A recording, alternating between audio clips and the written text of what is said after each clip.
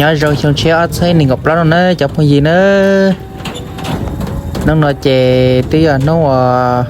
họ to ta nữa nó nói cho bạn nè mình nhớ biết sao đây mù gì oxy nó nói chè sầu đấy tại nó nói chè vô mù ba số ba tàu vô mù khi nó cứ hồng là một té tại kỳ nói bạn số cỡ gặp tua ta xì tôi thử chè của tàu lì rò tất cả nữa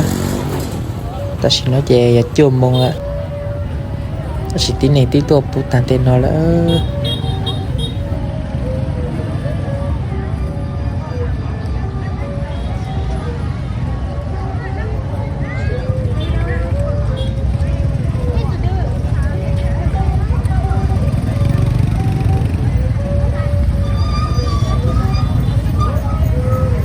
rồi hai tao lấy chụp bút trên mùng lại lơ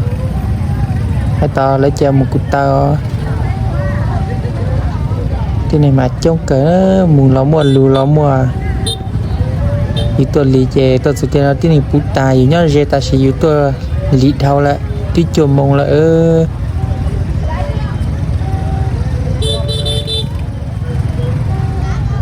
cái này trong chập lời nó nhọc ha ta có trong cái mùng xưa nó tao chạy chỗ mua ốp bộ là bếp bộ mẹ mùng tàu tàu tàu lúc ta mà cái này trong chập lời đi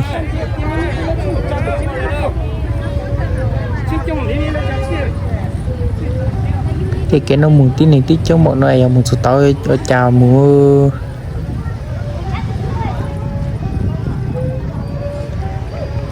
lời tuần tao đều xì tên nó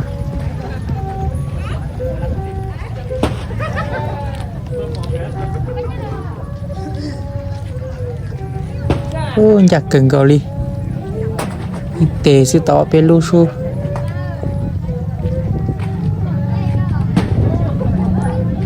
toàn tàu cỡ nhạc cần gọi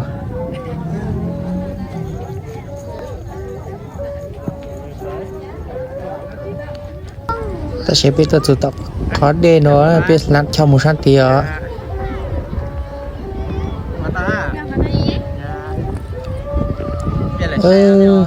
chết chỉ liều một tàu liền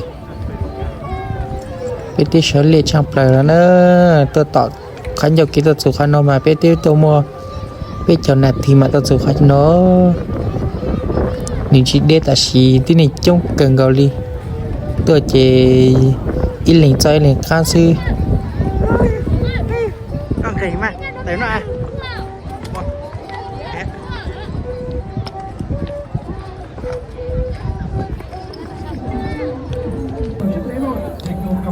thật sự chả bỏ nữa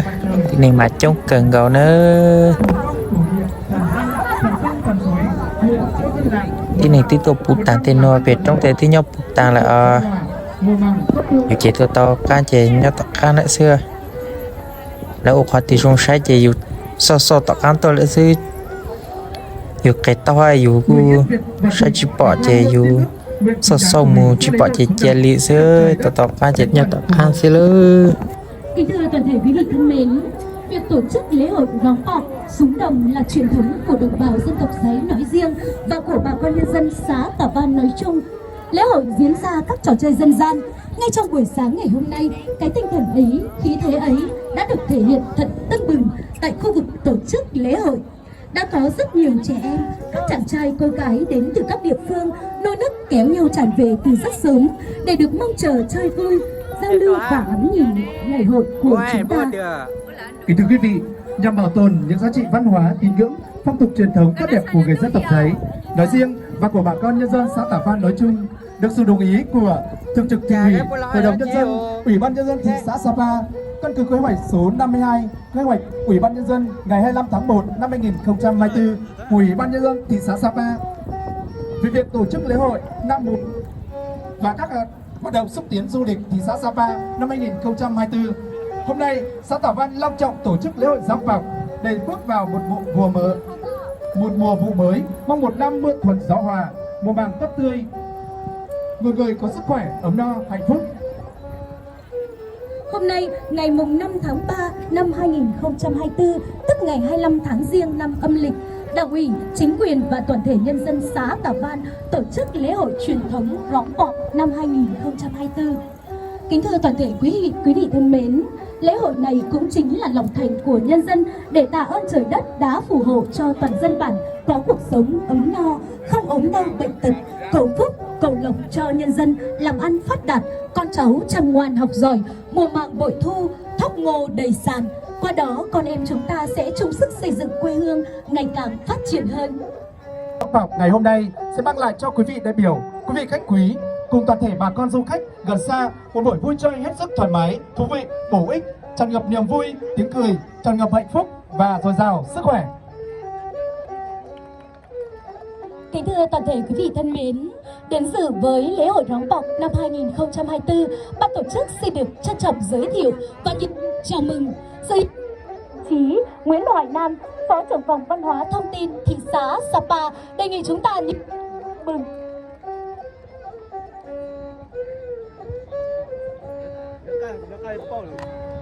Về phía đại biểu xã Tả Văn,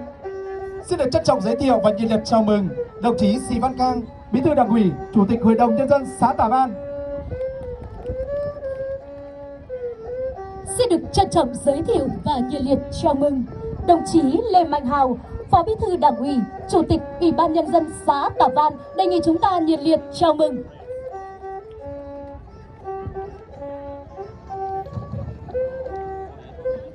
Đến dự còn có đông đủ các đồng chí lãnh đạo các phòng ban của tỉnh, thị xã, các đồng chí lãnh đạo trưởng ban ngành đoàn thể mặt trận tổ quốc của xã, các đồng chí lãnh đạo các xã phường, đông đảo bà con nhân dân các dân tộc cùng du khách gần xa, cơ quan báo chí truyền thông đến để đưa tin, đề nghị chúng ta nhiệt liệt chào mừng. Và đặc biệt là sự góp mặt đông đảo của toàn thể bà con nhân dân các xã Tả Văn và quý du khách gần xa đã không quản ngại đường xá xa xôi để đến chung vui với lễ hội của chúng ta ngày hôm nay. Một lần nữa xin được nồng nhiệt chào đón toàn thể quý vị. Tiếp theo chương trình, ban tổ chức xin được trân trọng giới thiệu và kính mời đồng chí Lê Mạnh Hào, Chủ tịch Ủy ban Nhân dân xã Tả Văn, trưởng ban tổ chức lễ hội Rõng Bọt năm 2024 lên phát biểu khai mạc. Xin được trân trọng kính mời đồng chí.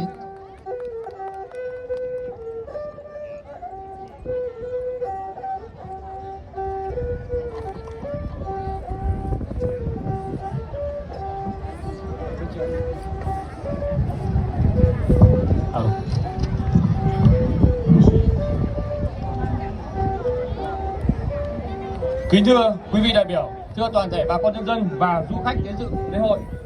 hòa chung với không khí tưng bừng đón xuân của cả nước, khởi đầu của một năm mới, được sự đồng ý của Thường trực Thị ủy Hội đồng Nhân dân Ủy ban nhân dân thị xã Sapa, hôm nay ngày 25 tháng Giêng âm lịch, Đảng bộ và nhân dân xã Tả Văn long trọng tổ chức lễ hội Rõng Bọt, lễ hội xuống đồng để cầu mong cho một năm mới dồi dào sức khỏe, an lành, gặp nhiều may mắn, mưa thuận gió hòa, mùa màng bội thu. Kính thưa quý vị đại biểu, lễ hội Rõng Bọt, lễ hội xuống đồng của xã Tả Văn là một phong tục tập quán từ lâu đời, một nét văn hóa truyền thống của dân tộc Giấy nói riêng và bà con nhân dân xã Tả Văn nói chung. Đến với dự lễ hội Rõng Bọt, lễ hội xuống đồng của chúng ta sẽ được hòa mình vào những phong tục độc đáo của bà con dân tộc, những trò chơi dân gian hấp dẫn đầy lý thú, mang đậm dấu ấn của vùng núi, những bước chân rộn ràng và những điệu múa làm say lòng người. Kính thưa quý vị, năm nay là năm thứ hai sau ảnh hưởng của đại dịch Covid-19, xã Tả Văn tổ chức lễ hội Rõng Bọt, lễ hội xuống đồng truyền thống của đồng bào dân tộc Giấy nói riêng và của bà con nhân dân xã Tả Văn nói chung. Lễ hội của các trò chơi dân gian những tháng đầu năm 2023 mặc dù gặp nhiều khó khăn do ảnh hưởng của thời tiết khí hậu, song với vào cuộc của cả hệ thống chính trị, nỗ lực phấn đấu và phát và đạt các chỉ tiêu nhiệm vụ về phát triển kinh tế xã hội, đảm bảo an ninh quốc phòng theo kế hoạch và du lịch phát triển. Khách du lịch đến địa phương tăng lên qua từng năm. Tổng số lượt du khách đến địa phương là 15.048 lượt người. Trong đó khách quốc tế là 3.000 lượt và khách nội địa là 12.048 lượt người. Trong đó cái lưu trú của địa phương là 2.996 lượt khách. Doanh thu hoạt động từ du lịch thương mại Phục vụ bình quân hàng năm là 2,6 tỷ đồng trên năm. Kinh tế xã hội ổn định và tăng trưởng khá, đã có 30 trên 32 chỉ tiêu đạt và vượt kế hoạch. Kết cấu hạ tầng kinh tế xã hội được quan tâm đầu tư xây dựng. Bộ mặt của xã đã có sự thay đổi, đời sống vật chất và tinh thần. Hay đã từ sống nó chè Văn hóa có nhiều nhà lúc cứ nông lợi mà đại sau nữa giáo dục và đào tạo. ở trên nó chè lơ ở trên ném cò Chế độ chính sách đối với người có công. lấy tôi cái nó chè lại lấy lúc co là nó 16 đầu nông á Trong năm qua, Đảng bộ lúc nông chè dành tàu trò luôn là to sáng tạo tạo nó chè từ nãy giờ nữa từ tàu trò xa cần gầu nó ít từ sâu xa xa gầu á để mới cho cái này mà trông trắng lời đi nhiều cái sáng rú sẽ tại vì cái gì tôi cho mọi người tuổi nông nó chạy trông trắng lời đi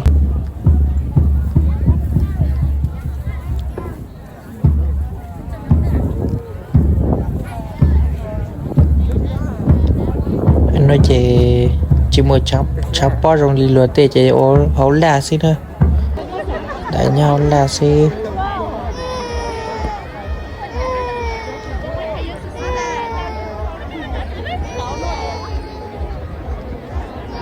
chơi xong chè số cu tổ khá chân nó xí nữa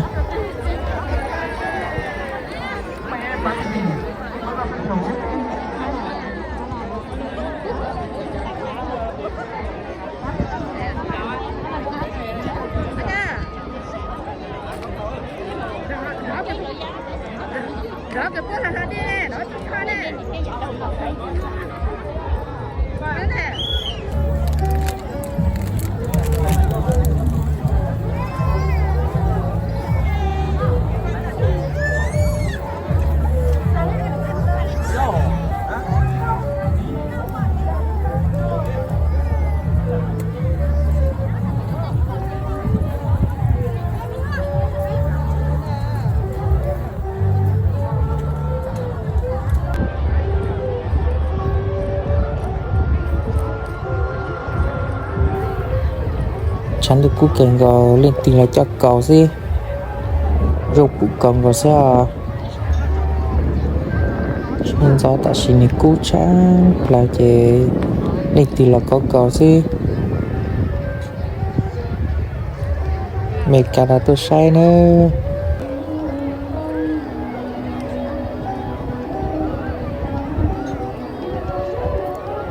lên tiền là có cầu lấy một cầu chỉ một cầu chỉ dư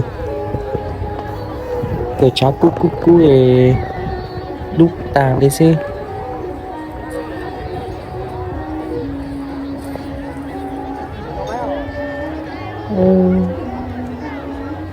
trong trong lại đi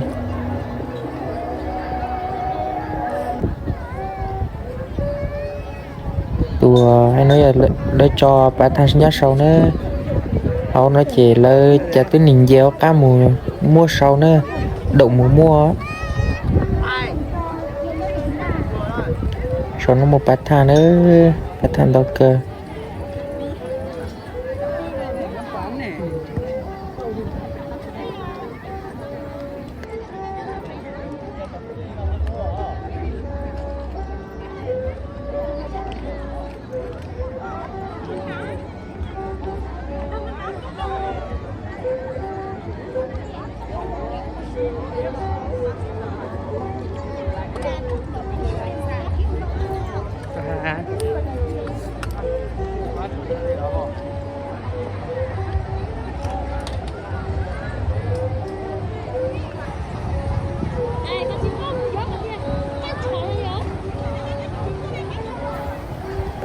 là cho nó việc là tụi cho nó muốn sát thì ta chỉ cái này trong cha là đi sẽ nó sai lên là sẽ một chỉ tao là sát thì là trong cha là sao nói trong cha là sợ nữa sợ gì trong hỏi cho nhau là trong nữa là cho gọi làm tòa về lấy của là hóa đi lại sang tiểu lại cú chỉ một tàu chỉ cú cho cá lùi cú cho tàu hắn đi như tàu nó đó về sẽ cho chiếu lại nữa.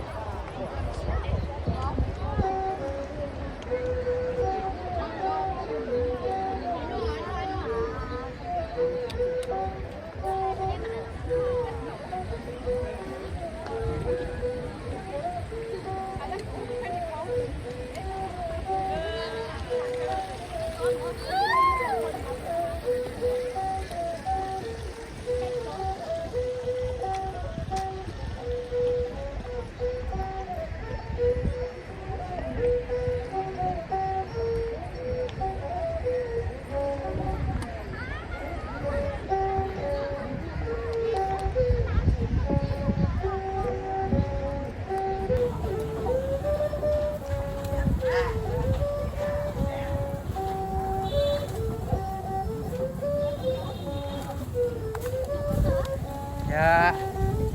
mà kỹ chồng à, tuần rõ to tiền rồi.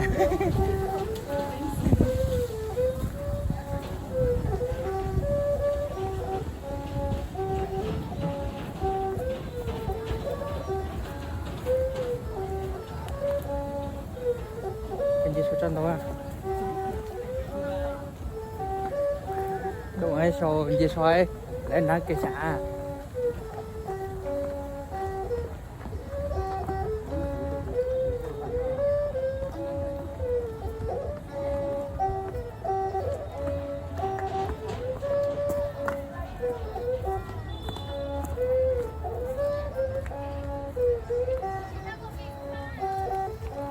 Hay nó mắt ta một tí xúc cả